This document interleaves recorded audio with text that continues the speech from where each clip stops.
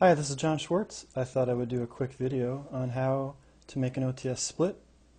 And of course, OTS means on the spot queenering, as coined by Mel Dissacoen, who lives in Michigan and who's been doing bees for many, many years. And he has a book called OTS Queenering, which I would highly suggest you buy. It's available on his website at mdasplitter.com.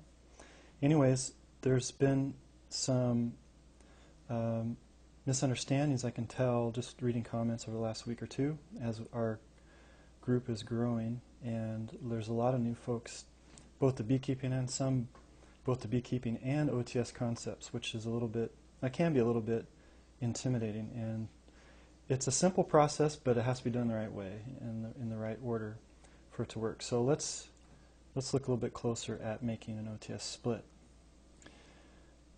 In the spring is the first time you're going to do an OTS split. This would be 1 week before swarming. And that's going to vary depending where you live. This year in Cleveland, because of the winter, the harsh winter, long winter, our swarm season moved from around May 1st or 7th to more like the middle of May 21st, something like that. So I'm actually doing my OTS splits this year on the 12th, which is 3 weeks later than I did last year, April 21st. We had such a warm April. Anyways, we're on day 1 of making an OTS split, and we're traveling out to your apiary, and I'm assuming you have an overwintered a colony. You wouldn't be doing an OTS split if you're buying a package or a nuke right now this time of year. You will be later if you're going to be doing this program, more towards July, June, July, maybe even a little bit later depending on where you live. But this is assuming you have an overwintered hive and it's in your backyard. It's got a laying queen, and you've got at least, let me draw here, 4 frames of brood. If your colony doesn't have at least 4 frames a week before swarming, it may not be strong enough to really be thinking about doing a split, because this colony has to do the work of building quality queen cells, and for that to happen they need to have enough density of bees, enough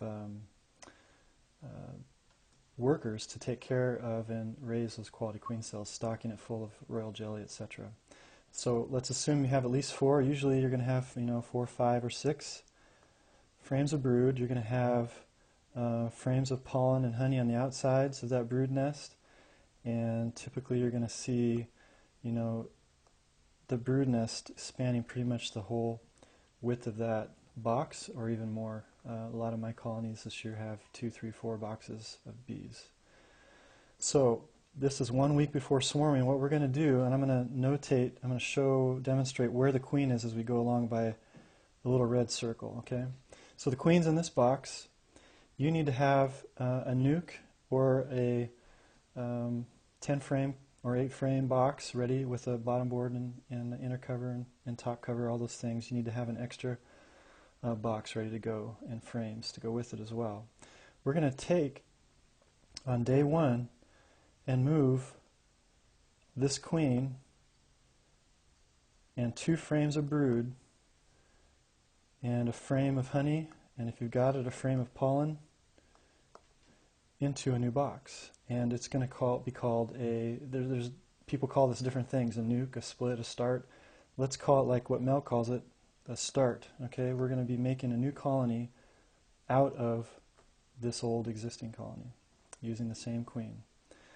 So on day 1, you're going to take those 2 frames of brood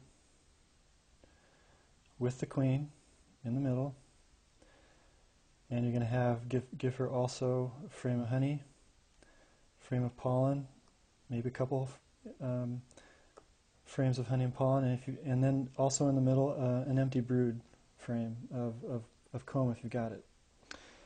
And there you have, and you're going to give it a shake or two of nurse bees, house bees, whatever you call them.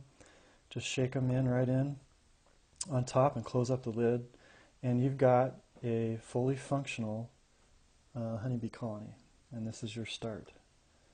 Okay, so you now have 2 colonies.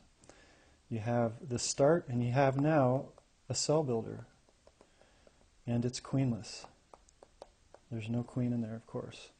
What we still have, though, if you had, say, 6 frames of brood, you still have 4 frames of brood in the middle, and you push those together, and you still have a frame or 2 or 3 or 4 of pollen and honey, and you stick those to the outside, and you fill the gaps with, if you've got comb or just a foundation on the outsides. Okay, so now you've got a cell builder, and most of the bees are still with this colony. Okay, we only took out what was necessary to make that start. And in the existing cell builder now, their job over the next week is to raise queen cells on these frames. And to do that, we're going to give them direction by notching just below 36-hour or less larva, so a larva that's just emerged from the egg, and it's in a tiny pool of royal jelly in the very bottom of the cell, and it's just emerged. It's a little tiny slight C, looking about the same size as an egg, just a little bit bigger. And this is all occurring now on day 1. And so now you've got a cell builder that you've notched, 1 or 2 or 3 frames of larva, and you've got a start that's got a queen in it. Let's look at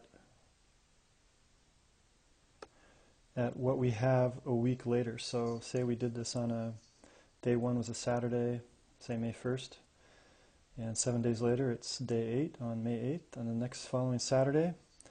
And what do we have now? We have a growing start. She's been laying, the queen's in there laying. Bees are beginning to emerge from those 2 frames of brood, 2 or 3 frames that you gave her, and they're expanding. You don't have to do anything with that start. The cell builder, however, as you open up the hive and do your inspection, you're going to see on frames, wherever you notched, and likely elsewhere, if it's a fresh comb and a new colony, you're going to see queen cells on those frames. Okay, and so you have a decision to make. You can just keep that 1 colony, or you can take, say you have cells on at least 2 or more frames, you can make a split. You could turn this colony into 2 colonies, okay? Or you could just keep it all together and still have the 2. So what you want to do on those frames, however you make your splits, at the end of the day, you only want to have 1 or 2 queen cells per colony. These 2 queen cells will emerge a few days later, and they're going to fight to the death and then go on their mating flight. Okay, so you don't want a bunch of queens fighting each other and injuring each other, or casting off little swarms with virgin queens. You just want 1 or 2 queen cells and doing what they're supposed to do. So a week later, all you need to do is go into this original colony, and on those brood frames, make sure you only have 1 or 2 queen cells per colony. All right? And skipping forward 30 days later, what we're going to have is an expanding colony with that original queen. You're probably going to have 4 or 5 frames of brood or more, and they're going to be socking in the honey. You might be thinking about putting another box on top, and it's up to you whether you put a queen excluder or not. I don't. But if you do this and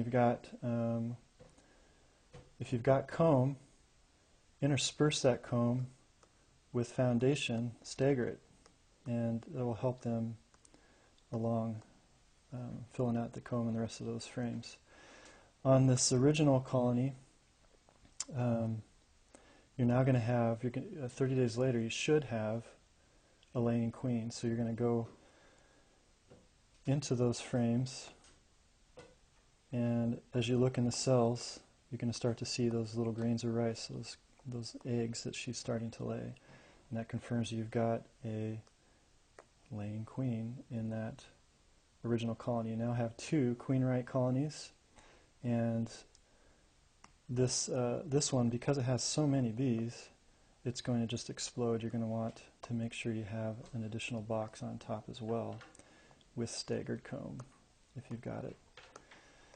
And also look in the original colony here, the first box, the brood box, and you can also make sure you're giving her a comb to lay in. You can stagger those frames as well, and even pull up some of the honey up top and stagger that. And because comb is your friend, you want these colonies, when there's a good flow on, building out and drawing out comb. So I hope this helps. It might answer some questions. It's about 10 minutes of explanation. If you've got questions, just let me know in the comments and I'll see what I can do. Take care.